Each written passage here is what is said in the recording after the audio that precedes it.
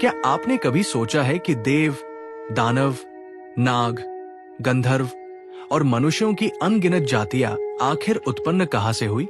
कौन था वो महामहर्षि जिसके संकल्प से पूरी सृष्टि का संतुलन खड़ा हुआ? ये कथा है ऋषि कश्यप की, ब्रह्मपुत्र, सृष्टि विस्तार के आधार स्तंभ और अनगिनत प्राणियों के जनक। उनके जन्म से लेकर उनकी तपस्या, उनकी अनेकों पत्नियों, उनके द्वारा रचे गए देव, दानव, नाग, मानव वंशों तक और अंतिम क्षणों में दिए गए दिव्य उपदेश तक, हर अध्याय में छिपा है ब्रह्मांड का सबसे गहरा रहस्य। आइए समय की परतें हटाकर उस महान ऋषि की अमर यात्रा में प्रवेश करें, जिसने स्वयं सृष्टि को आकार दिया, महर्षि कश्यप। नमस्कार दोस्तों, हमारे चैनल वैदिक शाला में एक बार फिर से आप सभी का हार्दिक स्वागत है, जहां आपको मिलती हैं सनातन धर्म की अमूल्य कथाएं, गहरे रहस्य और प्राचीन ज्ञान। सृष्टि का आरंभ और ऋषि कश्यप का दिव्य उद्भव। सृष्टि की शुरुआत हमेशा एक रहस्य रही है, एक ऐसा रहस्य जिसे आध्यात्मिक दृष्टि से देखा जाए तो वो अनंत प्रकाश से प्रारंभ होता है और वैज्ञानिक दृष्टि से देखा जाए तो वो ऊर्जा के विस्फोट से। लेकिन पुराणों में ब्रह्मांड का आरंभ उस क्षण से माना जाता है जब केवल अंधकार था, न समय था, न काल का कोई प्रवाह, न दिशाएं, न ध्वनि, न गति, केवल एक असीम मौन जो अनंत काल से स्वयं में विद्यमान था। उसी मौन के भीतर अचानक एक सूक्ष्म कंपन उत्पन्न हुआ और वो कंपन ब्रह्मा के रूप में प्रकट हुआ। वो चेतना जिसने स्वयं को विराट बनाया और सृष्टि के निर्माण का संकल्प लिया। ब्रह्मा के प्रत्येक विचार से एक ध्वनि उत्पन्न होती और वो ध्वनि वेदों के रूप में प्रतिध्वनित होकर ब्रह्मांड की रचना करने लगती। समय की धारा पहली बार बहने लगी, दिशाओं ने आकार ग्रहण किया और तत्वों ने स्वयं को अलग अलग रूपों में ढालना शुरू कर दिया। इसी प्रारंभिक काल में ब्रह्मा ने अपने मानस से 4 ऋषियों को उत्पन्न किया, मरीचि, अत्रि, अंगिरा और पुलस्त्य, जो सृष्टि को आगे बढ़ाने की क्षमता रखते थे। लेकिन ब्रह्मांड की योजनाएं अनंत होती है और इस अनंत योजना में सबसे महत्वपूर्ण स्थान मरीचि के पुत्र कश्यप ऋषि का होने वाला था। मरीचि का जन्म स्वयं ब्रह्मा के तप से हुआ था और उनके भीतर ब्रह्मांडीय ज्ञान की गहरी धारा प्रवाहित होती थी। वे केवल ऋषि नहीं थे, बल्कि ब्रह्मा की चेतना का वो भाग थे जिसे सृष्टि का आधार कहा जाता है। मरीचि का तेज, उनका ज्ञान और उनकी दृष्टि तीनों अद्वितीय थे। जब कश्यप का जन्म हुआ तब मरीचि ने पहली ही दृष्टि में समझ लिया था कि ये बालक किसी सामान्य उद्देश्य के लिए जन्म नहीं लिया है। उनका आभा मंडल अन्य नवजात प्राणियों की तरह न था। उनके शरीर से हल्की प्रकाश रेखाएं निकलती थी जो उनके आसपास के वातावरण को शांत कर देती थी। उनकी आंखें इतनी गहरी थी कि ऐसा लगता था मानो उनके भीतर स्वयं ब्रह्मांड का पूरा इतिहास लिखा हो। मरीचि ने मन ही मन जान लिया कि ये पुत्र भविष्य में किसी महान दायित्व का वहन करेगा। उन्होंने अपने पुत्र का नाम रखा कश्यप। ये नाम ही उनके भविष्य की ओर संकेत करता था। कश्यप का अर्थ है वो जो पृथ्वी, आकाश और जीव जगत के संतुलन को थामे रखने की क्षमता रखता हो। कश्यप के बचपन की विशेषता ये थी कि वे अति शांत, धैर्यवान और गहन चिंतनशील थे। अन्य बालक जहां खेलते, दौड़ते और शोर मचाते, वहीं कश्यप अकेले बैठकर जलधाराओं को देखना पसंद करते। वे घंटों तक नदी के प्रवाह को देखते रहते, कभी तेज बहती, कभी मंद, कभी शांत और कभी उग्र, और उससे जीवन के रहस्य समझते। वे पर्वतों को देखते, वायु की दिशा को महसूस करते, अग्नि की लपटों के स्वरूप को पढ़ते और इसी तरह वे प्रकृति के प्रत्येक तत्व से सीखते रहते। उनके भीतर एक अद्भुत क्षमता थी। वे केवल देखने से चीजों को समझ लेते थे। मरीचि ने उन्हें वेद, उपनिषद, ब्रह्मसूत्र और सृष्टि तत्व का ज्ञान देना शुरू किया। लेकिन आश्चर्य की बात यह थी कि कश्यप ज्ञान को केवल सुनते नहीं थे, वे उसे अनुभव करते थे।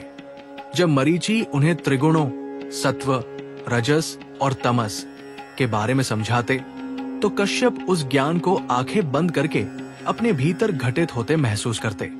वे अपने भीतर एक ऐसी ध्वनि सुनते जो ब्रह्मांड की पहली ध्वनि ओम से जुड़ी होती। वे केवल एक शिष्य नहीं थे, एक दिव्य चेतना का मानव रूप थे। कश्यप के युवा होने पर उनकी साधना और भी गहरी होती चली गई। वे अपने पिता की अनुमति लेकर वन, पर्वत और नदियों के किनारे तप करने लगे। वे अत्यंत सरल भोजन करते, घास भूमि पर ही शयन करते और प्रकृति के साथ एकाकार हो जाते। उनकी साधना का उद्देश्य देवत्व प्राप्त करना नहीं था, बल्कि उस सत्य का अनुभव करना था जिसके आधार पर पूरा ब्रह्मांड खड़ा है। कई वर्षों तक उन्होंने मौन साधना की। घने वनों में जहां केवल पक्षियों की हल्की चहक सुनी देती, जहां रातें अंधकार में डूबी रहती और जहां प्रातः काल की रोशनी पत्तों के बीच से गिरकर पृथ्वी का स्पर्श करती, ऐसी ही शांत भूमियों में उनका तप बढ़ता गया और उनके शरीर से एक दिव्य तेज निकलने लगा। उनकी उपस्थिति मात्र से वन्य जीव शांत हो जाते, हवाएं स्थिर हो जाती और उनके पास बैठने वाले साधक अलौकिक शांति का अनुभव करते। धीरे धीरे देवताओं तक कश्यप की तपस्या और ज्ञान की चर्चा पहुंची। इंद्र ने भी महसूस किया कि ये युवा ऋषि केवल पृथ्वी का ही नहीं, बल्कि तीनों लोकों का असाधारण आधार बन सकता है। उनकी तपस्या चरम पर थी तभी एक दिन ब्रह्मा स्वयं उनके सामने प्रकट हुए। ब्रह्मा के आगमन से पूरा वन प्रकाशमान हो गया। वृक्षों की पत्तियां ऐसे चमक उठीं जैसे उन पर हजारों सूर्य का प्रकाश पड़ रहा हो। कश्यप ने अपनी आंखें खोली और विनम्रता से प्रणाम किया। ब्रह्मा ने कहा, वत्स कश्यप, तुम्हारी साधना अब सृष्टि के विस्तार का एक महत्वपूर्ण साधन बनने वाली है। ये संसार केवल देवताओं से नहीं चलेगा, नहीं केवल दैत्यों से, न केवल मनुष्य, न केवल गंधर्व, न केवल नाग, बल्कि इन सब की विविधता ही ब्रह्मांड को सजीव बनाती है और इस विविधता को तुम्हारे माध्यम से जन्म लेना है। कश्यप ने ध्यानपूर्ण मुद्रा में ब्रह्मा की बात सुनी। ब्रह्मा ने आगे कहा, मैं तुम्हें अपनी पुत्रियों अदिति, दिति, दनु, कद्रु, विंता, चमु और दशा का पति बनाना चाहता हूं। ये सभी अलग अलग शक्तियां धारण करती है। इनके माध्यम से सृष्टि में देव, दानव, दानवीय, नाग, पक्षी, यक्ष और अनेक प्रकार के जीव जन्म लेंगे। तुम्हारे वंश से संसार विकसित होगा। कश्यप के मन में कोई लोभ या गर्व नहीं जागा। उन्होंने केवल इतना कहा, यदि ये सृष्टि का कल्याण है तो मैं इसे अपना सौभाग्य समझता हूं। उन्होंने ब्रह्मा की पुत्रियों को स्वीकार किया और इसी क्षण से सृष्टि के इतिहास का सबसे महत्वपूर्ण चरण आरंभ हुआ।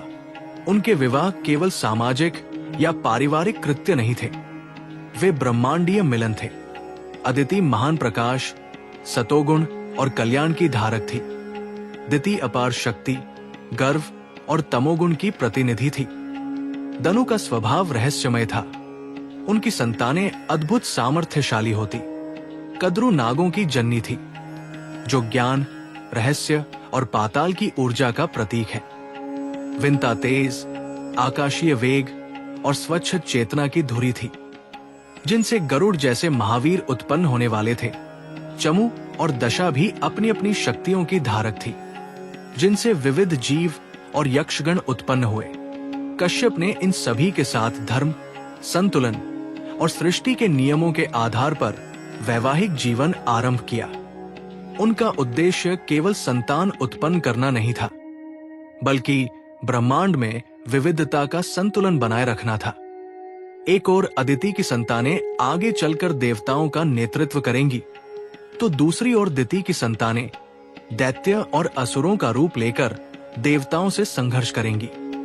दनु की संतानें राक्षसों और महाबलवान दैत्यों का निर्माण करेंगी, जबकि कद्रु के गर्भ से नागों की विशाल वंशावली जन्म लेगी। विंता के गर्भ से गरुड़ और अरुण जैसे दिव्य रूप उत्पन्न होंगे, जो स्वयं प्रभात और आकाश की ऊर्जा का प्रतिनिधित्व करेंगे। इन्हीं विभिन्न धाराओं से संसार में संतुलन बनेगा। एक धारा दूसरी को नियंत्रित करेगी, और एक दूसरे के बिना अधूरी होगी। अदिति, दिति और दनु सृष्टि के 3 स्तंभों का उदय। कश्यप का विवाह 7 प्रमुख देव कन्याओं से हुआ, लेकिन इन सभी में सबसे महत्वपूर्ण थी अदिति, दिति और दनु। इन तीनों के बिना कश्यप की कथा अधूरी है और इन तीनों के माध्यम से ही ब्रह्मांड का संतुलन निर्मित हुआ। यह संतुलन केवल सृष्टि की विविधता नहीं बल्कि 2 विरोधी शक्तियों, प्रकाश और अंधकार, शांति और बल, सत्व और तम के बीच के अनंत संघर्ष का आधार था। विवाह उपरांत जब कश्यप अपने आश्रम लौटे तो वहां प्रकृति का वातावरण पहले से बिल्कुल भिन्न था। पक्षियों की ध्वनि अधिक मधुर लगने लगी, वृक्षों की शाखाएं जैसे स्वागत में झूमने लगी और आकाश में तैरते बादल भी आश्रम के ऊपर रुककर कश्यप के नए अध्याय के आरंभ के साक्षी बने। कश्यप का आश्रम केवल एक स्थान नहीं था, बल्कि वो एक केंद्र था जहां तीनों लोकों की ऊर्जाएं आकर मिलती थी। वहां देव गंधर्वों का आगमन भी होता और कभी कभी दानवों के प्रतिनिधि भी ज्ञान लेने आते। अब कश्यप के जीवन में एक नया दायित्व था। उनकी पत्नियों के माध्यम से सृष्टि में कई तरह की शक्तियां जन्म लेनी थी। सबसे पहले अदिति की बात आती है। अदिति के स्वभाव में इतनी शांति और करुणा थी कि उन्हें देखकर ही मन शांत हो जाता। वे जैसे सूर्य की किरण हो, प्रकाश देने वाली, जीवन को संरक्षित रखने वाली और सकारात्मक ऊर्जा का प्रवाह करने वाली। कश्यप और अदिति का संबंध अत्यंत संतुलित था। वे दोनों मौन में भी एक दूसरे की बात समझ लेते थे। अदिति के भीतर सहनशीलता का अथाह समुद्र था। उनका स्वभाव कोमल था, लेकिन उनकी आत्मा अत्यंत शक्तिशाली। इसी कारण उन्हें अदिति कहा गया, अर्थात जो सीमाओं में बंधी न हो। एक दिन कश्यप ने अदिति से कहा, सृष्टि में प्रकाश का केंद्र तुम हो। तुमसे जो संतानें होंगी वे धरती और स्वर्ग दोनों में शांति का प्रकाश फैलाएंगी। अदिति ने मुस्कुराते हुए कहा, यदि ये ब्रह्मांड का कल्याण है तो मैं इस भूमिका को अपना समर्पण समझती हूँ। और यहीं से शुरू हुआ देवताओं की वंशधारा का जन्म, आदित्यों का। अदिति से आगे चलकर 12 प्रमुख देवता जन्म लेने वाले थे। सूर्य, मित्र, वरुण, अर्यमन, भग, पूषण, अंश, धात्री, मरीचि, ध्रुव, शक्र और विवस्वान। इन सभी देवताओं ने ब्रह्मांड को संतुलन, प्रकाश, नियम और व्यवस्था प्रदान की। अदिति की गर्भधारण शक्ति भी अत्यंत दिव्य थी। जब वे गर्भधारण करती तब पूरे आश्रम में एक प्रकाशमय आभा फैल जाती। वनस्पतियां प्रसन्न हो उठती, नदियों का जल और भी स्वच्छ हो जाता और अन्य ऋषि भी ये जानते कि ये कोई सामान्य गर्भ नहीं बल्कि सृष्टि का एक महत्वपूर्ण भविष्य है। अदिति की प्रत्येक संतान के जन्म पर आश्रम में देवताओं का आगमन होता। इंद्र स्वयं कश्यप के पास आकर सहायता करते और नवजातों के लिए अपना आशीर्वाद देते। कश्यप की इस शाखा से भविष्य में वो देववंश उत्पन्न होना था जो दैत्यों से अनगिनत युद्ध करेगा और संसार में अच्छा बुरा, प्रकाशांधकार, सत्य असत्य जैसे भावों के संघर्ष को संतुलित रखेगा। लेकिन जहां अदिति शांति की धारा थी, वही दिति शक्ति की। दिति का स्वभाव दिव्य होते हुए भी अत्यंत प्रखर था। वे तेजस्वी थी, दृढ़ थी और उनका मन सदैव सामर्थ्य की ओर उन्मुख रहता था। दिति के भीतर एक ऐसी ऊर्जा थी जो परिवर्तन ला सकती थी। वे अदिति से प्रेम करती थी, लेकिन मन ही मन एक प्रतिस्पर्धा की भावना भी रखती थी। उन्हें लगता था कि सृष्टि केवल प्रकाश से नहीं चलती, कभी कभी शक्ति, वीरता और आक्रामकता की भी आवश्यकता होती है। एक दिन दिति ने कश्यप से कहा, प्राणनाथ, सृष्टि का संतुलन तभी संभव है जब उसमें शक्ति की धारा भी उतनी ही प्रबल रहे जितनी प्रकाश की। अदिति प्रकाश देती है, लेकिन शक्तिशाली योद्धाओं का जन्म भी आवश्यक है। कश्यप ने शांत स्वर में पूछा, संसार में शक्ति का उद्देश्य क्या है? दिति ने उत्तर दिया, रक्षा और प्रतिरोध। कश्यप संतुष्ट हुए और उन्होंने दिति को आशीर्वाद दिया कि उनकी संतानें संसार की शक्ति का रूप बनकर जन्म लेंगी। दिति की गर्भधारण शक्ति आग की तरह थी, तीव्र, उग्र और तेज। जब वे गर्भवती होती तो आश्रम का वातावरण बदल जाता, वायु भारी हो जाती, आकाश में घने बादल मंडराते और पृथ्वी पर हल्की कंपकंपी उत्पन्न होती। अन्य ऋषिगण जानते थे कि दिति के गर्भ से अत्यंत शक्तिशाली प्राणी जन्म लेंगे। दिति की सबसे प्रसिद्ध संतानें थी हिरण्यकशिपु और हिरण्याक्ष। आगे चलकर हिरण्यकशिपु तपस्या करके ब्रह्मांड को भयभीत करेगा और हिरण्याक्ष पृथ्वी को पाताल में ले जाकर विष्णु अवतार वाराह से युद्ध करेगा। दिति की संतानों का स्वभाव अदिति के पुत्रों के विपरीत था। वे शक्ति, संघर्ष और अदम्य साहस का रूप थे। ये विरोध ही संसार में संतुलन बनाए रखने के लिए आवश्यक था। लेकिन इस सृष्टि की तृतीय धारा थी दनु। दनु का स्वभाव अत्यंत रहस्यमय था। वे नीद प्रकाश की ओर थी, न पूर्ण अंधकार की ओर। वे प्रकृति की गहराइयों से जुड़ाव रखती थी, वो गहराई जहां रहस्य जन्म लेते हैं। उनकी आंखें ऐसा प्रतीत होती जैसे उनमें महासागरों की गहराई समाई हो। वे कम बोलती थी, लेकिन जब बोलती तो उनके शब्दों में एक आध्यात्मिक गुंजन होता।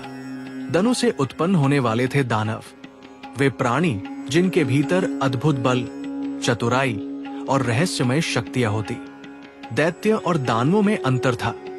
दैत्य अधिक उग्र थे, जबकि दानव बुद्धि, रणनीति और अलौकिक ज्ञान के लिए प्रसिद्ध थे।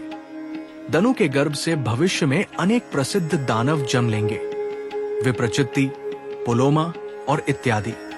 कश्यप दनु के साथ एक अनोखी शांति महसूस करते थे। दनु के भीतर कोई द्वेष नहीं था। वे केवल अपनी संतानों को अपनी प्रकृति के अनुसार विकसित होने देती। लेकिन उनके गर्भ के समय आश्रम का वातावरण अदिति और दिति से भिन्न दिखता। न वहां अत्यधिक प्रकाश होता, न घनघोर अंधकार, बल्कि एक गहरी, स्थिर, ध्यानमयी शांति। कश्यप के भीतर ये समझ थी कि यदि अदिति का प्रकाश और दिति की शक्ति आवश्यक है, तो दनु का रहस्य भी उतना ही महत्वपूर्ण है। संसार केवल वीरों और देवों से नहीं चलता, इसमें वे लोग भी महत्वपूर्ण हैं जो जटिलताओं को समझते हैं, जो छाया में रहकर भी संसार के प्रवाह को प्रभावित करते हैं। इन तीनों बहनों के कारण कश्यप का आश्रम हमेशा विभिन्न ऊर्जाओं से भरा रहता। अदिति की कोमल वात्सल्य की धारा, दिति के उग्र तेज का प्रवाह और दनु की रहस्यमयता की गहरी परत, तीनों का संगम कश्यप के जीवन को एक महान उद्देश्य की ओर अग्रसर कर रहा था। ब्रह्मांड भी इस अध्याय को ध्यान से देख रहा था। देवता जानते थे कि अदिति के पुत्र भविष्य में उनका नेतृत्व करेंगे। दैत्य जानते थे कि दिति की संतानें उनकी शक्ति का आधार होंगी, और दानव समझते थे कि दनु का वंश उनकी परंपरा को आगे बढ़ाएगा। लेकिन इन तीनों शाखाओं का मूल एक ही था, कश्यप। कश्यप ने इन तीनों के माध्यम से सृष्टि की तीन सबसे महत्वपूर्ण शक्तियों को जन्म दिया, प्रकाश, शक्ति और रहस्य। और यही तीन शक्तियां आगे चलकर देव दानव संघर्षों की मुख्य धुरी बनेंगी। यही तीन शक्तियां मिथकों, युद्धों, अवतारों और इतिहास की धारा को आगे बढ़ाएंगी। और यही तीन शक्तियां ब्रह्मांड के संतुलन का आधार बनेंगी। कद्रु और विंता, नागों और गरुड़ की जन्म गाथा, शाप, ईर्ष्या और ब्रह्मांड का सबसे प्राचीन संघर्ष। कश्यप का जीवन अदिति, दिति और दनु तक ही सीमित नहीं था। सृष्टि की विशाल योजना में दो और अत्यंत महत्वपूर्ण धाराएं थी, कद्रु और विंता। इन दोनों के माध्यम से कश्यप के वंश को वो पक्ष मिला जो आगे चलकर ब्रह्मांड के सबसे पुरातन संघर्ष का केंद्र बनेगा, नाग और गरुड़ का संघर्ष। कद्रु और विंता दोनों बहनें थी, लेकिन उनके स्वभाव में धरती और आकाश जितना अंतर था। कद्रु का स्वभाव गहराई और रहस्य से भरा था। उनकी आंखें लहरों की तरह थी, कभी शांत, कभी छली, कभी अत्यंत कोमल और कभी प्रचंड। वही विंता का स्वभाव पूर्णतया अलग था। आकाश की तरह विस्तृत, उज्जवल, स्वतंत्र और सत्यप्रिय। कश्यप इन दोनों को समान सम्मान देते थे, क्योंकि दोनों ही सृष्टि की आवश्यक धाराएं थी। लेकिन संसार का खेल सदैव अनोखा होता है। जहां दो शक्तियां समान हो, वहां अक्सर छिपी ईर्ष्या, आकांक्षा और प्रतिस्पर्धा जन्म लेती है। यही कहानी कद्रू और विंता के बीच भी घटने वाली थी, और यहीं से उत्पन्न होने वाला था वो महायुद्ध जो युगों तक चलेगा, नागों और गरुड़ का अनंत संघर्ष। कद्रू के भीतर सर्पोर्जा की तरंगे थी। उनकी प्रकृति नागों की गूढ़ शक्ति से जुड़ी हुई थी। नाग जो केवल रेंगने वाले सर्प नहीं, बल्कि शक्तिशाली, ज्ञानपूर्ण, तांत्रिक और अद्भुत ऊर्जा के प्राणी थे। वे भौतिक शरीर से अधिक ऊर्जा का प्रतीक थे। कश्यप को जब कद्रू से संतानों का समय आया, तब आश्रम के वातावरण में एक विचित्र परिवर्तन होने लगा। हवा भारी हो जाती, मिट्टी की सुगंध बढ़ जाती और दूर कहीं से ओलों जैसी हल्की ध्वनियां सुनाई देती। ये संकेत था कि कद्रू के गर्भ से कोई साधारण संतति नहीं, बल्कि सृष्टि की एक अत्यंत महत्वपूर्ण शाखा जन्म लेने वाली है। कद्रू ने एक बार कश्यप से कहा, स्वामी, मेरे भीतर जो शक्ति है वो धरती की गहराइयों से आती है। मेरी संतानें धरती के हृदय से जुड़ी होंगी। वे जल, वायु और प्रकाश को अपनी इच्छानुसार मोड़ सकेंगी।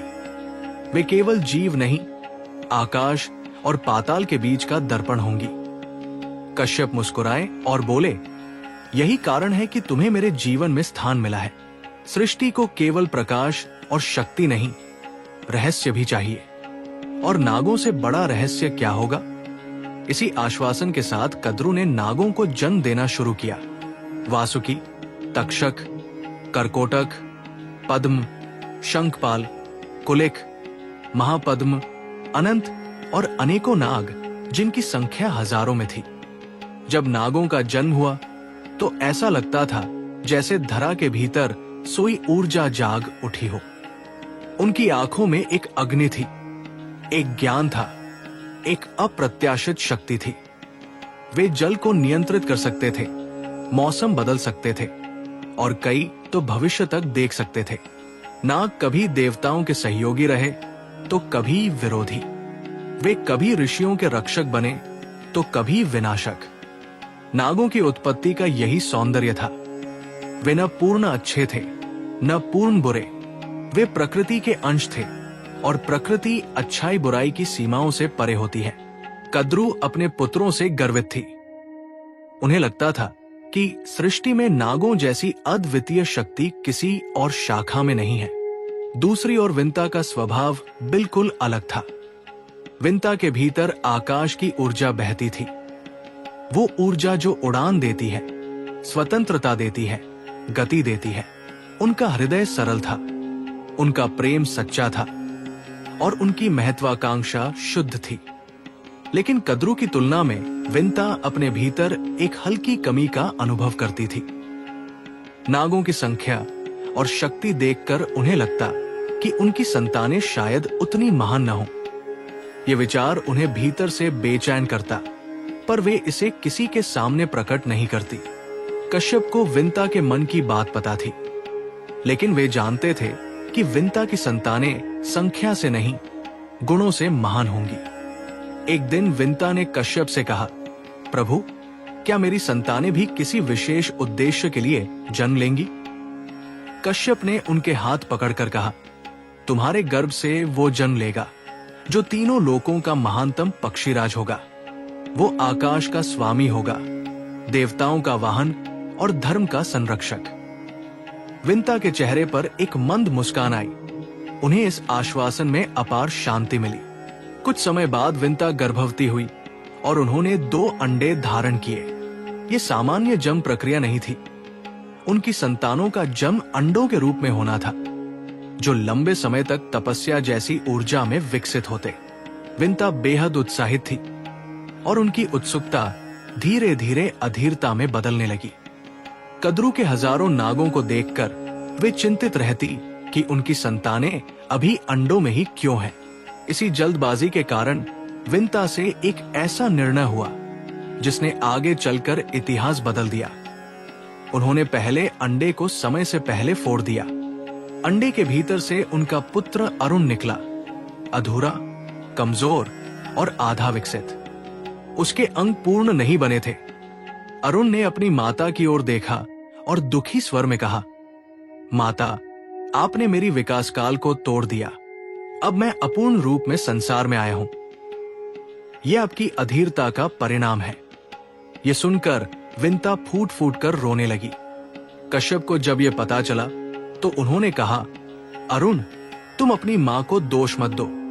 हर प्राणी का स्वभाव उसे संचालित करता है। अरुण ने माता को शाप दिया, माता, तुम्हें भी दासी बनना पड़ेगा, जैसे आपने मुझे मेरी पूर्णता से वंचित कर दिया। इसके बाद अरुण प्रातःकाल के देवता बने, अर्थात सूर्योदय का वो लाल आभा जो सूर्य से पहले आसमान में दिखाई देती है। लेकिन विंता का हृदय टूट गया था। उन्होंने प्रण लिया कि दूसरे अंडे को वे समय से पहले नहीं छुएंगी। और कई हजार वर्षों की प्रतीक्षा के बाद वो महान क्षण आया जब दूसरे अंडे से जन्म हुआ। गरुड़ का, पक्षीराज का, विष्णु वाहन का, संपूर्ण ब्रह्मांड के सबसे शक्तिशाली पक्षी का। गरुड़ का जन्म ऐसा था जैसे आकाश स्वयं अवतरित हो गया हो। उनके पंखों की फड़फड़ाहट से वायु में तूफान उठ गया। उनकी गर्जना सुनकर देवता भी आश्चर्यचकित हो गए। गरुड़ के जन्म के समय पूरा आकाश प्रकाश से भर गया और पृथ्वी के प्राणियों पर एक दिव्य तरंग दौड़ गई। विंता गर्व से भर उठीं। उन्हें लगा कि अब उनका महत्व सिद्ध हो गया, लेकिन कद्रू ये सहन न कर सकी। विंता को गर्वित देखकर उनके भीतर एक ईर्ष्या की लहर उठी। इस ईर्ष्या ने केवल उनके मन को नहीं, बल्कि आगे चलकर पूरी सृष्टि को प्रभावित किया। एक दिन दोनों बहनों ने एक शब्द प्रतियोगिता की। कश्यप के महान अश्व उच्चैःश्रवा का रंग क्या है, इस पर विंता ने कहा सफेद और कद्रू ने कहा काला। नागों की माता होने के कारण कद्रू ने छल का सहारा लिया। उन्होंने अपने नागपुत्रों को आदेश दिया कि वे अश्व की पूंछ पर जाकर लिपट जाए ताकि वो काले रंग का दिखे। विंता इस छल को समझ न पाई। परिणाम स्वरूप विंता हार गई और कद्रू ने उन्हें दासी बना लिया। इस अपमान ने विंता के भीतर दर्द की गहरी लहर पैदा कर दी। गरुड़ ने जब अपनी मां को दासी की अवस्था में देखा तो उसने प्रण लिया, मैं मां को इस बंधन से मुक्त कराऊंगा, चाहे मुझे पूरे ब्रह्मांड से संघर्ष क्यों न करना पड़े। यहीं से जन्म हुआ नागगरुड़ द्वेष का, एक ऐसा द्वेष जो आने वाले युगों में अनगिनत घटनाओं का कारण बनेगा। एक ऐसा संघर्ष जिसे देवता भी रोक न पाएंगे। कश्यप ने यह सब देखा, महसूस किया, लेकिन वे जानते थे कि सृष्टि की हर धारा का अपना प्रवाह होता है। मनुष्य के जीवन में भी अक्सर सबसे बड़े संघर्ष उन्हीं के भीतर से जन्म लेते हैं जिन्हें एक ही स्रोत ने जन्म दिया हो।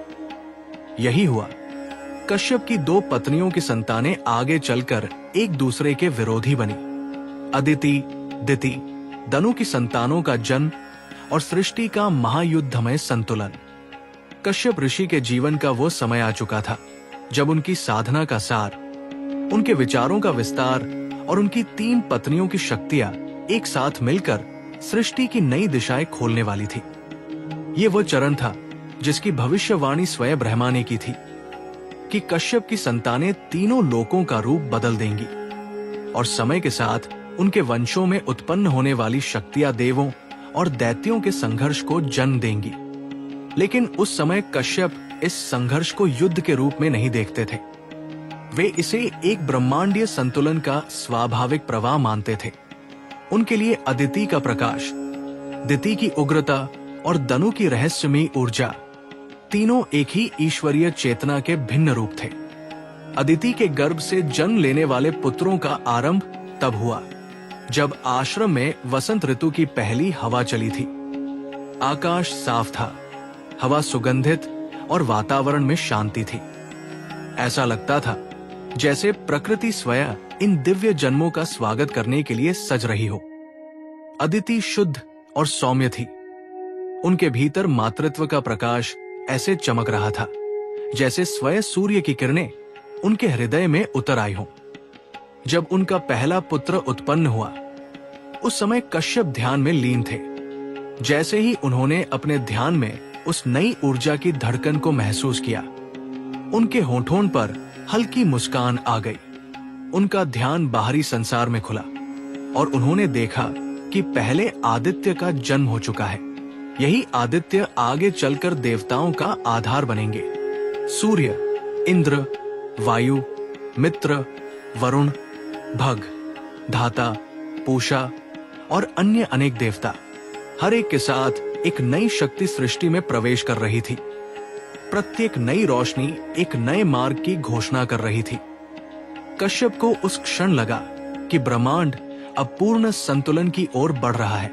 अदिति की संतानें शांत थी, पर उनकी आंखों में ऐसी चमक थी जिसमें करुणा और सामर्थ्य दोनों समाहित थे। वे न केवल सुंदर और तेजस्वी थे, बल्कि उनके भीतर वही प्रकाश था जो ऋषियों के तप से जन्मता है। जब सूर्य नर रूप में अदिति के गर्भ से प्रकट हुए, तब आश्रम का हर कण प्रकाश से भर गया। कश्यप ने धीरे से कहा, यह प्रकाश केवल इस आश्रम का नहीं होगा, यह ब्रह्मांड का मार्गदर्शक बनेगा। और सच ही, सूर्य आदित्यों में प्रथम बनकर जगत की ज्योति धारण करने वाले देवता बने।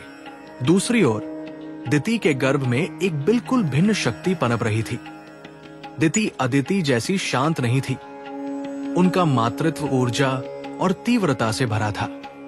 जब उनके पुत्रों का जन्म हुआ, हिरण्यकशिपु और हिरण्याक्ष, तब प्रकृति में एक अलग प्रकार की हलचल महसूस होने लगी। आकाश में मेघ गर्जन करने लगे, वायु वेग से चलने लगी और धरती जैसे किसी भारी परिवर्तन की गवाही दे रही थी। दिति के पुत्रों ने जन्म लेते ही जोर से चीत्कार किया, मानो अपनी शक्ति का एहसास स्वयं ब्रह्मांड को कराना चाहते हों। कश्यप ने उन्हें देखा और उन्होंने सहज ही पहचान लिया कि इन बालकों में ऊर्जा बेहद विशाल है। इतनी विशाल कि यदि इसे दिशा न मिली तो ये संतुलन को विचलित कर सकती है। दिति के मन में अपने पुत्रों के लिए गर्व भी था और चिंता भी। वे उन्हें महान बनाना चाहती थी, इतने महान कि देव भी उनकी शक्ति से प्रभावित हों। वे हमेशा कहती थी कि प्रकाश की छाया जितनी गहरी होती है, उतनी ही मजबूत भी होती है, और यही बात उनके पुत्रों पर सटीक बैठती थी। हिरण्यकशिपु आगे चलकर सबसे महान असुरराजों में से एक बने, जिनकी तपस्या इतनी प्रचंड थी कि स्वयं ब्रह्मा को उन्हें वरदान देना पड़ा। हिरण्याक्ष उनके भाई महासागर के गर्भ में जाकर विराट शक्ति का प्रतीक बने। इन दोनों भाइयों के जन्म ने ही ये स्पष्ट कर दिया था कि सृष्टि आगे चलकर केवल प्रकाश और शांति से नहीं चलेगी, उसे अपनी जगह बनाए रखने के लिए संघर्ष भी करना होगा। दनु के गर्भ से उत्पन्न संतानें न तो अदिति के जैसी सौम्य थी, न दिति के जैसी उग्र। वे गहरी, रहस्यमयी और मायावी थी। दनु के पुत्र अत्यधिक संख्या में थे और इनमें से कई अपनी अद्भुत शक्तियों के लिए प्रसिद्ध हुए, जैसे विप्रचित्ति, शुंबर, निशुंबर, बलि आदि। दैत्यों की तुलना में दानव अधिक जादुई गुणों वाले थे। उनका मन रहस्यों की दुनिया में रहता था। वे प्रकृति की छिपी हुई शक्तियों को पहचानते थे और ऐसे सिद्धांतों पर चलते थे जिन्हें सामान्य मनुष्य समझ नहीं सकता। जब दनु के प्रथम पुत्र का जन्म हुआ, तब धरती थरथराई नहीं और आकाश गरजा नहीं, बल्कि वातावरण में एक गहरी शांति फैल गई। वो शांति भयावह नहीं थी, पर उसमें एक अदृश्य शक्ति छिपी थी। कश्यप ने उस जन को महसूस करते ही समझ लिया था कि दानव प्रजाति आगे चलकर सृष्टि के उस पक्ष को संभालेगी जो अज्ञात और अप्रत्यक्ष शक्तियों से संचालित होता है। इस प्रकार कश्यप की 3 पत्नियों से 3 ध्रुव उत्पन्न हुए, देव, दैत्य और दानव।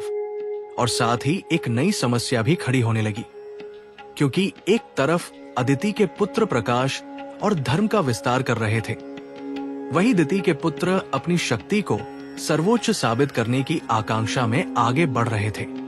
दनु के पुत्र इस पूरे खेल को एक अलग दृष्टि से देख रहे थे। वे न तो देवों के मित्र थे न दैत्यों के शत्रु। वे बस उस शक्ति को समझना चाहते थे जो सृष्टि के पर्दे के पीछे से सब कुछ नियंत्रित करती है। समय के साथ इन तीनों वंशों का विस्तार होने लगा। देवों ने स्वर्ग लोक को विकसित किया, दैत्यों ने पाताल और असुर लोक को, और दानवों ने उन बीच के सूक्ष्म जगतों को जो प्राणियों की दृष्टि से छिपे रहते थे। कश्यप ये सब देखते रहे और भीतर ही भीतर सोचते रहे कि सृष्टि अब अपने असली स्वरूप की ओर बढ़ रही है। उन्होंने महसूस किया कि ये जन्म केवल परिवार के विस्तार के नहीं बल्कि भविष्य के लक्ष्यों के संकेत है। उन्हें ऐसा लगता था कि ये सब एक बड़े चक्र की शुरुआत है जहां देव और दैत्यों का संघर्ष केवल युद्ध नहीं होगा बल्कि प्रकृति के दो पक्षों की बराबरी का संवाद होगा। लेकिन कश्यप ये भी जानते थे कि संघर्ष वही होता है जहां दो शक्तियां एक दूसरे के बराबर होती है। अदिति के पुत्रों का प्रकाश यदि बढ़ता गया तो दिति के पुत्रों की उग्रता भी बढ़ेगी, और यदि दनु के पुत्र रहस्य और जादू में बढ़े तो संसार की गुत्थियां और गहरी होती जाएंगी। ये सब आगे आने वाले युगों की नींव रख रहा था। वो युग जहां देव असुर युद्ध होंगे, विजय पराजय होंगी और सत्य असत्य की सीमाएं बार बार परखी जाएंगी। कश्यप ये सब समझते थे, पर वे नहीं जानते थे कि उनके जीवन का सबसे कठिन चरण अभी आने वाला है। वो चरण जब दिति का क्रोध, अदिति का दुख और दनु का मौन तीनों मिलकर एक ऐसा घटना चक्र उत्पन्न करेंगे जो ब्रह्मांड की दिशा ही बदल देगा। देवों असुरों की पहली टकराहट की जड़ें और कश्यप ऋषि का बढ़ता हुआ बोझ। कश्यप ऋषि की संतानों का विस्तार अब केवल एक पारिवारिक घटना नहीं रहा था बल्कि तीनों लोकों की नियति को नया रूप देने वाला परिवर्तन बन चुका था। अदिति, दिति और दनु, इन तीनों से उत्पन्न संतानों की प्रकृति अब तेजी से अपने अपने मार्गों पर विकसित हो रही थी। ये वो समय था जहां सृष्टि का संतुलन पहली बार हिलना शुरू हुआ, और उस हिलने की जड़ें इतनी गहरी थी कि ब्रह्मांड के सबसे प्राचीन ऋषि भी इसका अनुमान नहीं लगा सके। इन तीनों वंशों के भीतर छिपी हुई शक्तियां अब आकार ले रही थी। कहीं प्रकाश बढ़ता जा रहा था, कहीं महत्वाकांक्षा, कहीं रहस्य और मायावी शक्ति, और इन तीनों दिशाओं का फैलाव धीरे धीरे उस बिंदु की ओर बढ़ रहा था जहां पहली बार देवों असुरों के बीच टकराहट के बीज बोए जाने वाले थे। अदिति के पुत्र आदित्य तेजी से स्वर्ग लोक में अपना प्रभाव स्थापित करने लगे। सूर्य की ज्योति उनके तेज का प्रतीक थी। इंद्र की वीरता, वायु का बल, वरुण की गहराई, मित्र का सौम्य स्वभाव, इन सब ने मिलकर देवों के समूह को ऐसा स्वरूप दिया जो सृष्टि के रक्षक के रूप में पहचाना जाने लगा। स्वर्ग लोक में उनके आगमन ने जैसे एक नए युग का आरंभ कर दिया। ऋषि, गंधर्व, अप्सराएं, यक्ष सब देवों का सम्मान करने लगे। आदित्य न केवल शक्तिशाली थे बल्कि उनकी प्रकृति में धर्म और मर्यादा थी, इसलिए वे जहां जाते वहां शांति और प्रकाश बढ़ता जाता। कश्यप ये देखकर प्रसन्न होते थे क्योंकि उन्हें लगता था कि उनकी संतानों के माध्यम से ब्रह्मांड में सौहार्द का मार्ग स्थापित हो रहा है। लेकिन उधर दिति के पुत्र अपनी प्रकृति के अनुसार एक बिल्कुल अलग दिशा में विकसित हो रहे थे। हिरण्यकशिपु जन्म से ही तीव्र, शक्तिशाली और महत्वाकांक्षी थे। बचपन से ही उनकी आंखों में आग सी जलती थी। वे अपने पिता कश्यप की बातें बहुत ध्यान से सुनते, लेकिन उनकी चेतना उस ओर आकर्षित रहती थी जहां शक्ति अपनी सीमा का परीक्षण करती है। ब्रह्मांड में किसका वर्चस्व हो, इस प्रश्न का उत्तर वे शक्ति में ढूंढते थे, न कि ज्ञान में। उनका भाई हिरण्याक्ष जल तत्व और पृथ्वी के गहरे स्तरों से आकर्षित था। उसकी शक्ति समुद्र, पाताल और धरती के अंदर की ऊर्जा से जुड़ गई थी। ये दोनों भाई जैसे जैसे बड़े हुए, उनके भीतर की महत्वाकांक्षा और उग्रता भी उतनी ही बढ़ती गई। हिरण्यकशिपु को लगता था कि देव अपने प्रकाश और शांति के कारण कमजोर है। वो बार बार कहता, प्रकाश कभी स्थायी नहीं होता, शक्ति स्थायी होती है, और जो शक्ति को साध ले वही ब्रह्मांड का स्वामी बनता है। कश्यप ने उसे कई बार समझाया कि सृष्टि में किसी एक चीज का अत्यधिक बढ़ना विनाश का कारण होता है, चाहे वो प्रकाश ही क्यों न हो। लेकिन हिरण्यकशिपु का मन इन बातों से कभी पूरी तरह शांत नहीं हुआ। उसमें एक ऐसी आग थी जिसका ईंधन केवल महत्वाकांक्षा थी। वो केवल शक्तिशाली नहीं बनना चाहता था, वो सर्वोच्च होना चाहता था, ऐसा कि देव भी उसके सामने झुके। दनु के पुत्र इस बीच अपनी रहस्यमयी शक्तियों का अभ्यास कर रहे थे। वे किसी से सीधे संघर्ष नहीं करते थे, लेकिन उनका मन हमेशा गूढ़ विद्याओं, मायावी शक्तियों और सूक्ष्म लोकों की गति को समझने में लगा रहता था। दानवों में एक ऐसी स्थिरता थी जो न देवों में थी न दैत्यों में। वे न प्रकाश की ओर आकर्षित थे न उग्रता की ओर। वे बस उस शक्ति को पहचानना चाहते थे जो ब्रह्मांड के पीछे कहीं छिपी रहती है। यही कारण था कि उनके भीतर जादू, मंत्र, छल, भ्रम और आकाश के अदृश्य स्तरों को समझने की क्षमता विकसित हुई। हालांकि वे दैत्यों की तरह उग्र नहीं थे, पर उनकी शक्ति भी कम नहीं थी। वे ऐसे रहस्य जानते थे जिनसे कोई भी पक्ष भयभीत हो सकता था। धीरे धीरे तीनों वंश अपनी अपनी दिशाओं में बढ़ते गए, लेकिन उनकी दिशाएं एक दूसरे को काटने लगी। ये सृष्टि का स्वाभाविक नियम है कि जहां तीन बड़ी शक्तियां एक साथ जन्म ले, वहां उनकी सीमाएं हमेशा टकराती है। अदिति के पुत्र धर्म की रक्षा चाहते थे, दिति के पुत्र सर्वोच्चता चाहते थे, और दनु के पुत्र अपनी गहराई और रहस्यमय समझ का विस्तार। और इसी तीन धारा वाले प्रवाह की जड़ में पहला असंतुलन जन्मा। एक दिन दिति ने कश्यप से कहा, स्वर्ग में अदिति के पुत्रों की शक्ति बढ़ रही है, सभी लोग उनका सम्मान करते हैं, पर मेरे पुत्रों का क्या? क्या उनका सामर्थ्य इस सृष्टि के लिए कम है? उनके स्वर में रोष नहीं, बल्कि आहत गर्व था। कश्यप ने शांत होकर कहा, दिति, शक्ति का मूल्य समय निर्धारित करता है। हिरण्यकशिपु और हिरण्याक्ष में अपार सामर्थ्य है, पर उन्हें भी अपने भीतर संतुलन लाना होगा। पर दिति को ये उत्तर शांति नहीं दे सका।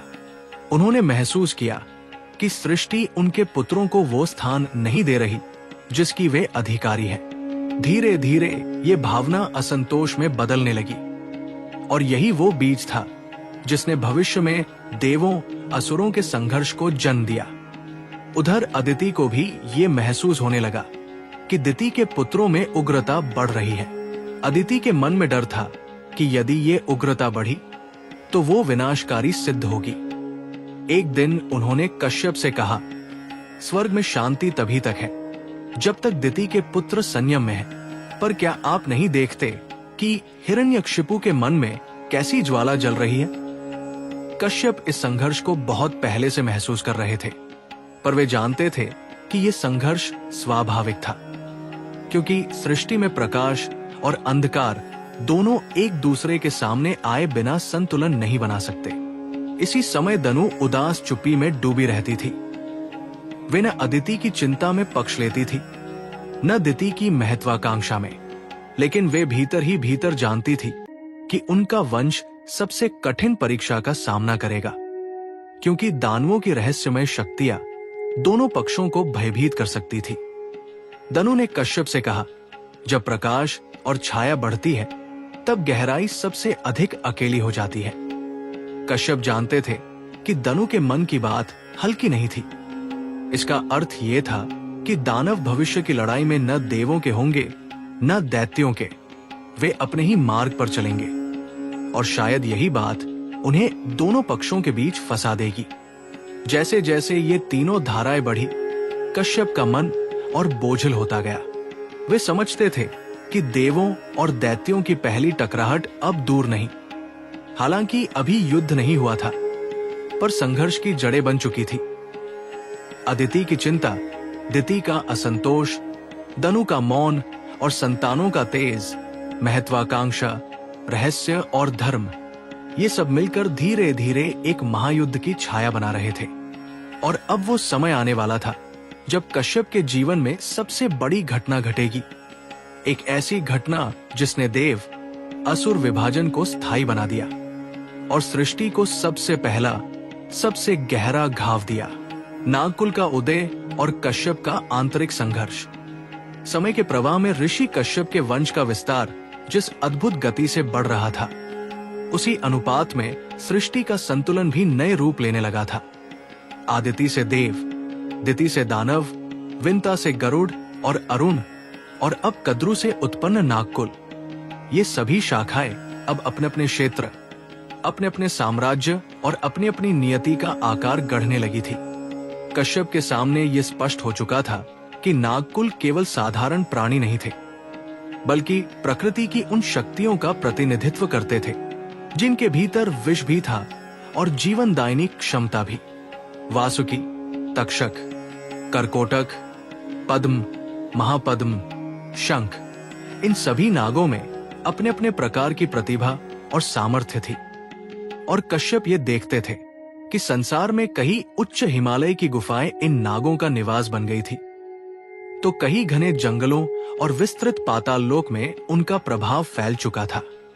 कश्यप अपने आश्रम में ध्यान मग्न रहते हुए अक्सर सोचते, क्या मेरी संतानों के बीच ये विविधता सृष्टि का सौभाग्य है या आने वाले युगों के संघर्ष की प्रस्तावना? क्योंकि नागकुल की शक्ति जितनी अद्भुत थी, उतनी ही भयावह भी। उनकी जिह्वा द्वितीय थी, उनका विष अद्वितीय था और उनका सामर्थ्य देवों व दानवों दोनों से तुलनीय था। कश्यप जानते थे कि ये केवल एक वंश नहीं, बल्कि एक पूरी प्रकृति का प्रतिनिधित्व है जो पृथ्वी के जल, वनों, पर्वतों और पाताल की गहराइयों में फैलना था। जब वासुकी उनसे मिलने आया और बोला, पिताश्री, हमारे कुटुंब के बीच भिन्न स्वभाव उभर रहे हैं। कुछ भाइयों के मन में उग्रता है, कुछ में तपस्या का भाव। तो कश्यप ने उसके सिर पर हाथ रखते हुए कहा, ये विविधता ही तुम्हें पूर्ण बनाती है। शक्ति के भीतर संयम जोड़े रखो, क्योंकि विष तुम्हारी पहचान है, परंतु विनाश तुम्हारा धर्म नहीं।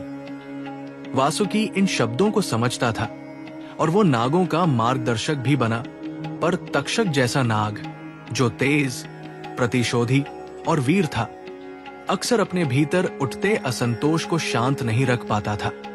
गरुड़ और नागों के बीच जन्मा वैर भी इसी समय आकार ले रहा था। विंता और कद्रु के श्राप के कारण पैदा हुआ ये द्वेष समय के साथ गहरा होकर दो महान वंशों के बीच स्थायी दूरी का कारण बन गया। जब गरुड़ ने माता को बंधन मुक्त करने के लिए अमृत लाने का संकल्प लिया, तब कश्यप के हृदय में भारी द्वंद्व था। एक ओर उनका सुपुत्र गरुड़, दूसरी ओर उनकी अनेक संतानें नागों के रूप में। उन्होंने गरुड़ को अपने आशीर्वाद में धर्म का मार्ग दिया। पुत्र, अपनी माता को मुक्त करो, परंतु अपने नाग भाइयों के प्रति घृणा नहीं लाना। तुम्हारा उद्देश्य न्याय है, विनाश नहीं। गरुड़ ने इन वचनों को सहेजा और अमृत प्राप्ति के बाद भी स्वयं अमर होने का मोह त्याग दिया, जो कश्यप के लिए अत्यंत गौरव का क्षण था। परंतु जब नाग लोभवश अमृत कलश की ओर दौड़े और इंद्र ने उसे छीन लिया, तब जो कुछ अमृत की बूंदें गिरी, उन्हें चाटते हुए उनकी जीभ दो भागों में विभक्त हो गई और ये घटना उनके भीतर एक स्थायी पीड़ा और अविश्वास का कारण बन गई।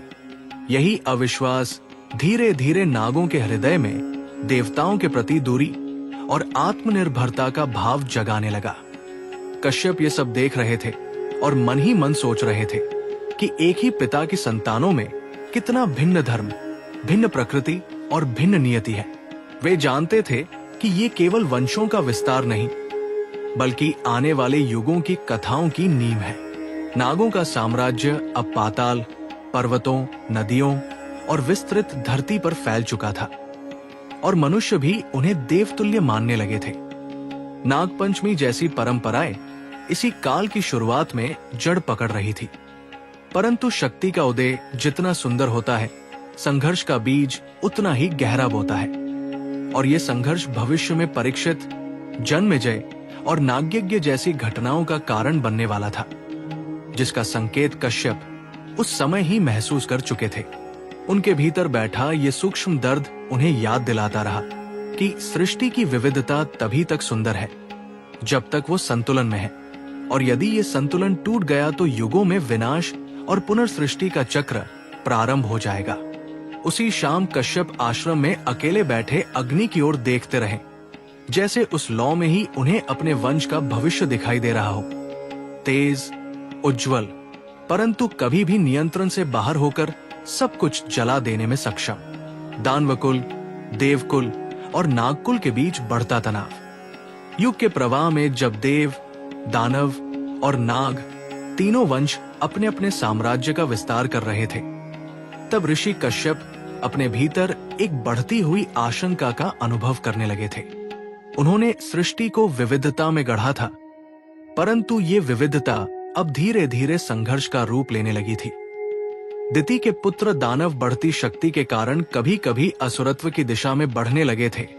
वही आदिति के पुत्र देव अपने तेज और अधिकार के कारण कभी कभी अहंकार से भर जाते थे। और इन दोनों के बीच नागकुल था, जो न देवों की तरह आकाश में बसा था और न दानवों की तरह पाताल के अंधकार में पूरी तरह डूबा।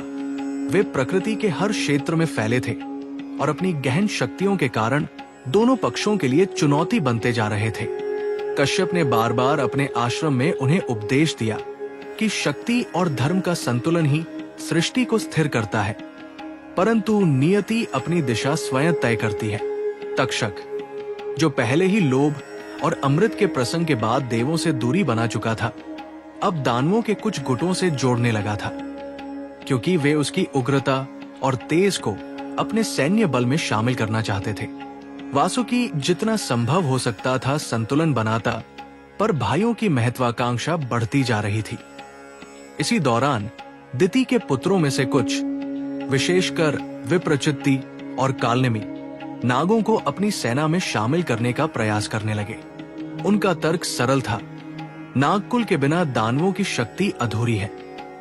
परंतु वासुकी और बड़े नाग जानते थे कि ये गठबंधन केवल उपयोग तक सीमित रहेगा, सम्मान तक नहीं। दूसरी ओर देवता तक्षक की बढ़ती शक्ति से असहज होने लगे थे, विशेषकर इंद्र। उन्हें डर था कि नागों की संख्या और शक्ति मिलकर दिव्यलोक की स्थिरता के लिए खतरा बन सकती है। कश्यप इन संकेतों को समझते थे और एक पिता के रूप में उनके लिए ये सबसे कठिन समय था। उनकी ही संतानें अब एक दूसरे के विरुद्ध रणनीति बना रही थी। एक दिन इंद्र स्वयं कश्यप के आश्रम पहुंचे और बोले, भगवान, आपके पुत्रों की शक्ति पृथ्वी और पाताल में अत्यंत तीव्र गति से बढ़ रही है। ये संतुलन जल्द ही बिगड़ सकता है। नागों की संख्या और उनकी अद्भुत क्षमताएं चिंता का कारण है। कश्यप ने शांत स्वर में उत्तर दिया, इंद्र, शक्ति समस्या नहीं होती, दृष्टि समस्या होती है। यदि तुम नागों को प्रतिस्पर्धी समझोगे, वे शत्रु बनेंगे। यदि उन्हें प्रकृति के रक्षक समझोगे, वे तुम्हारे सहयोगी होंगे। पर इंद्र ये समझने को तैयार नहीं थे। इसी प्रकार तक्षक और कर्कोटक भी कश्यप के संदेशों को सुनते तो थे, पर मन में असंतोष की ज्वाला सुलगती रहती थी। हम देवों से कम क्यों समझे जाएं?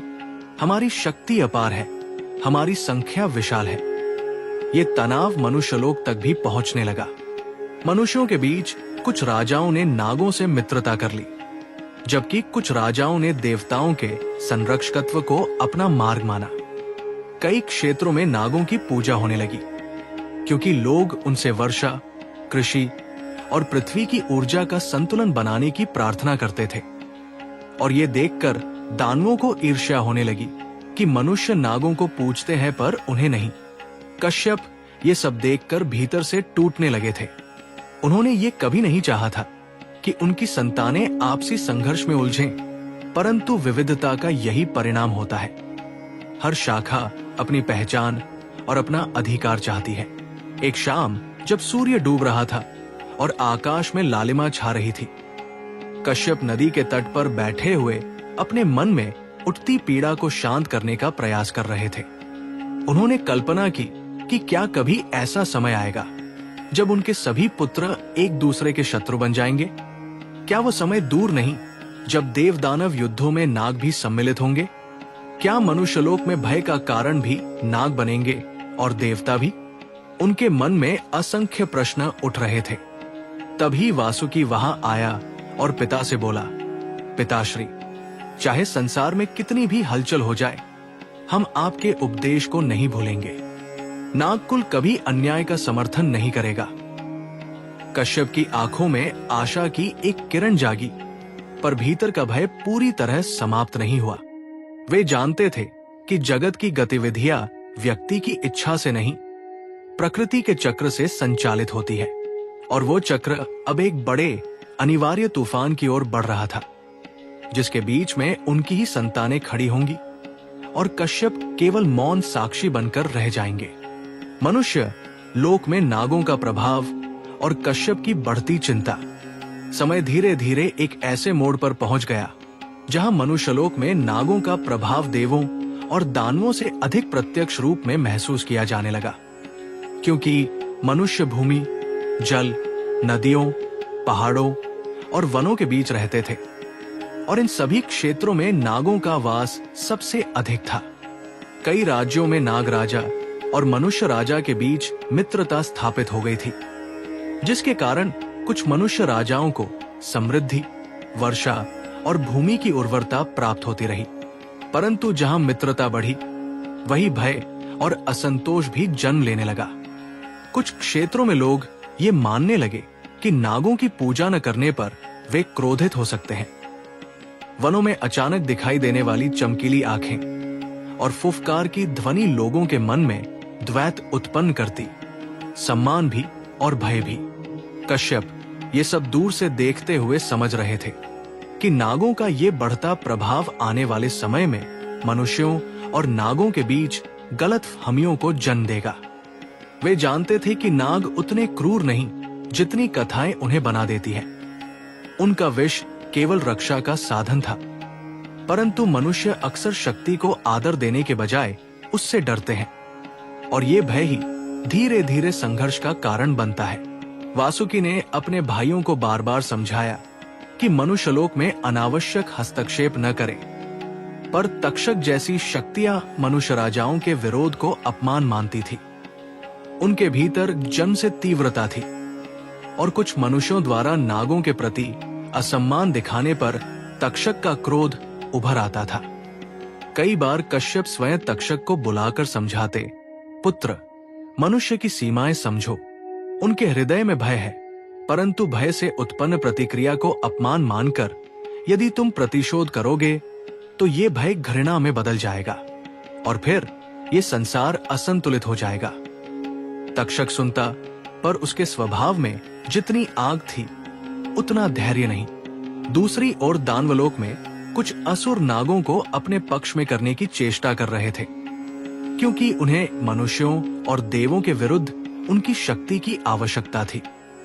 वे नागों के हृदय में ये बात भरने लगे, देव तुम्हें कभी अपना समान नहीं मानेंगे, मनुष्य तुमसे हमेशा डरे रहेंगे, केवल दानव ही तुम्हारी शक्ति का सच्चा सम्मान करेंगे।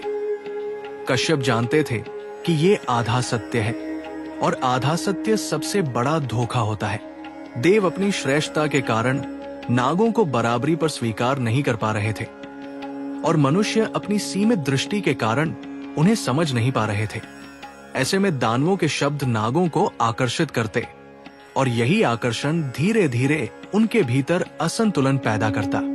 उधर मनुष्य राजाओं में भी भिन्न भाव पैदा होने लगे थे।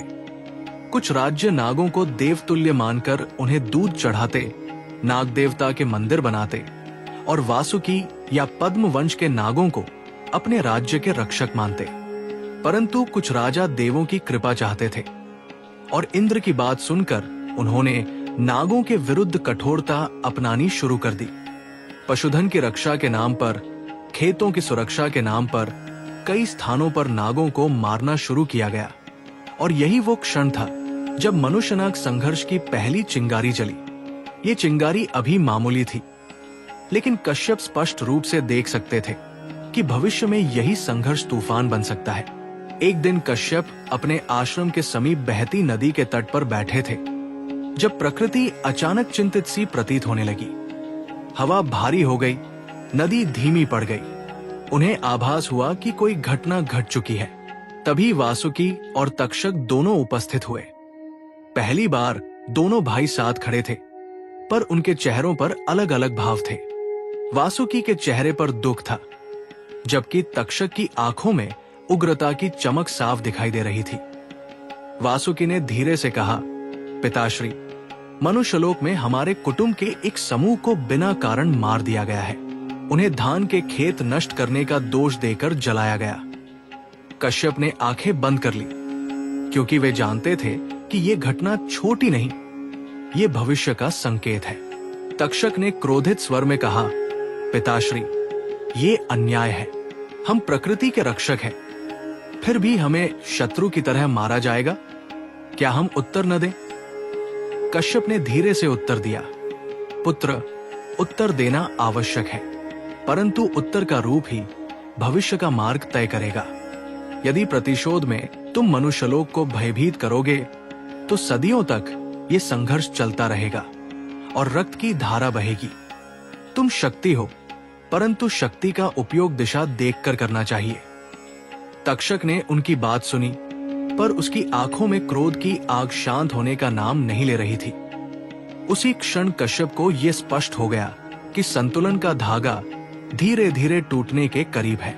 देवों की शंका, दानवों की महत्वाकांक्षा, मनुष्यों का भय और नागों का गर्व, इन चारों ने मिलकर भविष्य की एक ऐसी भूमिका बना दी थी जिसका परिणाम विनाशकारी हो सकता था। कश्यप का हृदय भारी हो उठा। वे सोचने लगे, क्या ये वही वंश है जिसे मैंने धर्म, संतुलन और प्रकृति के सौंदर्य को संरक्षित करने के लिए उत्पन्न किया था? या समय उन्हें एक ऐसे मार्ग पर ले जा रहा है जहां पिता का उपदेश भी एक सीमा तक ही पहुंच सकता है? और जैसे ही सूर्य अस्त हुआ, कश्यप ने महसूस किया कि आने वाले दिनों में एक ऐसी घटना घटने वाली है जो नागों और मनुष्यों के संबंध को एक नए अंधकारमय युग में धकेल देगी, और वे एक पिता होते हुए भी उसे रोक पाने में असमर्थ होंगे। कश्यप ऋषि का अंतिम उपदेश और अमर विरासत। हिमालय की गुफाओं में बिताए अपने अंतिम चरण के वर्षों में ऋषि कश्यप एक ऐसे शांत बिंदु पर पहुंच गए थे जहां साधना और अनुभव मिलकर एक दिव्य प्रकाश की तरह भीतर जलने लगते हैं। उनका चेहरा सौम्य था, पर आंखों में ऐसा तेज था मानो सृष्टि का हर रहस्य उन पवित्र नयनों में स्थिर हो चुका हो। ब्रह्मा द्वारा दिए गए दैवी दायित्वों को निभाते हुए उन्होंने देवों, दैत्यों, दानवों, नागों, गंधर्वों, अप्सराओं और समस्त जीवों के निर्माण में जो संतुलन स्थापित किया था, अब वो उन्हें एक गहरी तृप्ति का अनुभव करा रहा था। कहते हैं, उन दिनों वे एक विशाल वटवृक्ष के नीचे ध्यानस्थ रहते। ऐसा वटवृक्ष जिसके पत्ते हवा में हिलते तो ब्रह्मांड जैसे गूंज उठता। उनके पास उस समय उनके कुछ शिष्य भी थे, मार्कंडे, अवत्सरा, नाभाग और कण्व जैसे तपस्वी, जो अपने गुरु की प्रेरणा से ही आगे चलकर कई महान ज्ञान धाराओं के वाहक बने। परंतु कश्यप अब किसी नई सृष्टि में नहीं, बल्कि इस सृष्टि में बची हुई अधूरी सीख को दुनिया तक पहुंचाने में अधिक रुचि रखते थे। वे अपने शिष्यों को बताते कि सृष्टि का सबसे बड़ा सत्य जन्म या जाति नहीं, बल्कि कर्तव्य है। धर्म वो नहीं जो उच्च स्वर में घोषित किया जाए, धर्म वह है जो प्राणियों को बिना भेदभाव के संरक्षित करे। एक दिन जब सूर्यास्त की लाली पूरे आकाश को तप्त सोने में बदल रही थी, कश्यप ने अपने शिष्यों को बुलाया। गुफा के बाहर बहती मंदाकिनी की धारा उस समय ऐसी लग रही थी मानो स्वयं प्रकृति उनकी बात सुनने आमंत्रित हो। शिष्यों को लगा जैसे आज गुरु कुछ असाधारण बताने वाले हैं। कश्यप बोले, सृष्टि अनादि है, पर उसका प्रवाह संतुलन पर चलता है। मैंने देवों को भी जन्म दिया और दानवों को भी, नागों को भी, गंधर्वों को भी, मनुष्यों को भी और अनगिनत प्राणियों को भी। ये इसलिए नहीं कि मैं पक्षपाती था, बल्कि इसलिए कि सृष्टि में किसी एक का महत्व दूसरे से कम नहीं। जैसे बिना रात के दिन अधूरा है, वैसे ही बिना दानवों के देव अधूरे हैं। बिना विष के अमृत का मूल्य नहीं, बिना चुनौतियों के धर्म की परीक्षा नहीं। उनके शब्द गुफा की दीवारों से टकराकर ऐसा लौटते जैसे स्वयं समय उनकी वाणी के आगे नतमस्तक हो। फिर उन्होंने आगे कहा, मेरा जीवन तुम्हें एक ही बात सिखाता है, सृष्टि का मूल सत्य संघर्ष नहीं, संतुलन है। जो संतुलन को समझ लेता है वो सृष्टि को समझ लेता है। शिष्य विस्मय में डूबे सुनते रहे। कश्यप ने प्रथम बार यह स्वीकार किया कि जब उन्होंने दिति के गर्भ से दैत्य उत्पन्न किए या दनु से दानव, तब उनके भीतर ये भाव नहीं था कि वे किसी विनाश के हेतु रच रहे हैं, बल्कि उनके मन में यह था कि संसार को चुनौतियों का एक आधार दिया जाए, क्योंकि बिना प्रतिकूलता के कोई भी सत्ता कभी भी धर्म के मार्ग पर स्थिर नहीं रह सकती। फिर उन्होंने कहा, याद रखो, देवता तभी देवता कहलाते हैं जब वे अहंकार को नियंत्रित रखें, और दानव तभी राक्षस बनते हैं जब वे अहंकार को नियंत्रित न कर पाए। अच्छाई और बुराई जन्म में नहीं बल्कि कर्म में बसती है। ये वाक्य सुनकर शिष्यों की आंखें चमक उठीं, जैसे अस्त होते सूर्य की किरणें उनमें कोई नई समझ जगा गई हो। धीरे धीरे समय बीतता गया और एक रात जब पूर्णिमा चंद्रमा पर्वतों पर दूधिया प्रकाश फैला रहा था, कश्यप ने ध्यानावस्था में एक अद्भुत अनुभूति की, मानो उनके सामने स्वयं ब्रह्मा उपस्थित हो और कह रहे हो, हे कश्यप, तुम्हारा लोक में रहने का काल पूरा हुआ। तुमने सृष्टि में धर्म, संतुलन और सृजन की जो धारा छोड़ी है वो युगों तक प्रवाहित होती रहेगी। पर कश्यप ने उत्तर में कहा, हे प्रभु, मैं चाहता हूं कि मेरी संतानें, चाहे वे देव हों, दानव हों, मनुष्य हों या नाग, सभी एक बात याद रखें कि वे एक ही स्रोत से उत्पन्न हुए हैं। भिन्नता केवल रूप की है, सार सबका एक है। ब्रह्मा मुस्कुराए और कहा, तुम्हारी यही भावना ही तुम्हें सृष्टि का पिता बनाती है।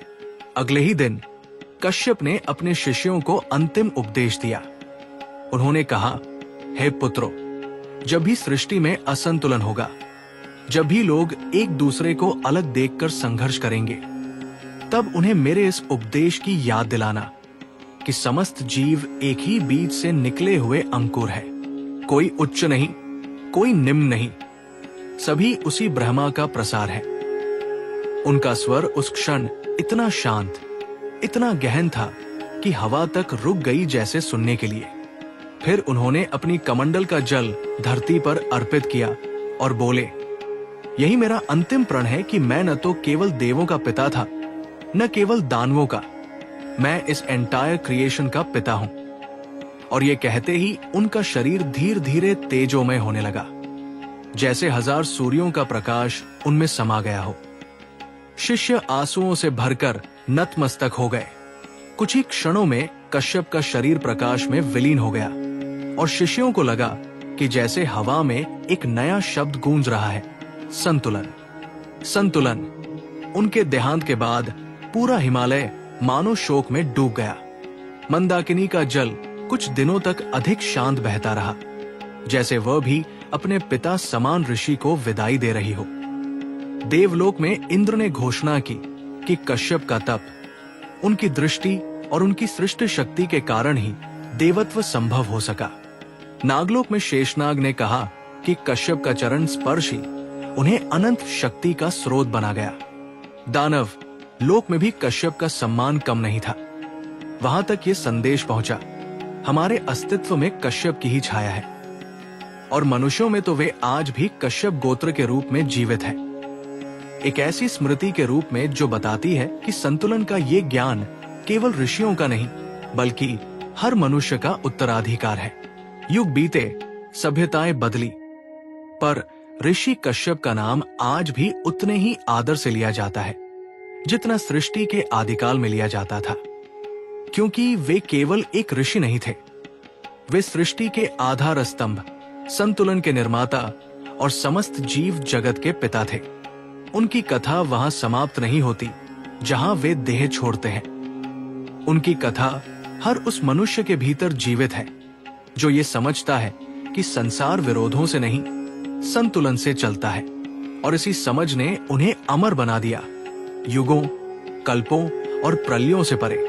आज भी जब कोई मनुष्य, देवता, नाग या किसी भी लोक का प्राणी कश्यप नाम उच्चारित करता है तो ऐसा लगता है जैसे हवा में वही दिव्य ऊर्जा लौट आती हो, वही शांत उत्तम शक्ति, वही सृष्टि को संभालने वाला प्रेम। इस प्रकार ऋषि कश्यप की कथा एक भव्य उपसंहार पर पहुंचती है, जहां सृष्टि का ये महान पिता हमें ये अंतिम संदेश देकर चला जाता है कि जीवन का धर्म संघर्ष नहीं, संतुलन है, और जो इसे जान लेता है वो स्वयं सृष्टि का एक जीवित अंग बन जाता है। युग बीत गए, समय बदल गया, सभ्यताएं उठी और गिरी, लेकिन ऋषि कश्यप का तेज आज भी उतना ही उज्जवल है जितना सृष्टि के प्रारंभिक क्षण में था। वे केवल देवताओं, दानवों, नागों और मनुष्यों के जनक नहीं थे, वे उस संतुलन के आधार थे जिस पर पूरा ब्रह्मांड टिका है। उनका जीवन हमें याद दिलाता है कि संसार विरोध से नहीं, सद्भाव और संतुलन से चलता है, और हर प्राणी, चाहे उसका रूप कैसा भी हो, एक ही दिव्य ऊर्जा की अभिव्यक्ति है। आज भी जब किसी के मन में कश्यप नाम गूंजता है तो ऐसा लगता है मानो हिमालय की प्राचीन गुफाओं में वही दिव्य प्रकाश फिर से जाग उठा हो। यही ऋषि कश्यप की सबसे बड़ी विरासत है, जो युगों से मनुष्य के भीतर धैर्य, संतुलन और सृष्टि के प्रति सम्मान की लौ जलाती आई है। और अगर आपको ये वीडियो पसंद आई हो तो इसे लाइक, कमेंट और शेयर जरूर करें, ताकि ये ज्ञान और भी लोगों तक पहुंच सके। साथ ही चैनल को सब्सक्राइब करना बिल्कुल मत भूलें, क्योंकि ऐसी ही और अद्भुत, प्राचीन और प्रेरणादायक कथाएं हम आपके लिए लाते रहेंगे।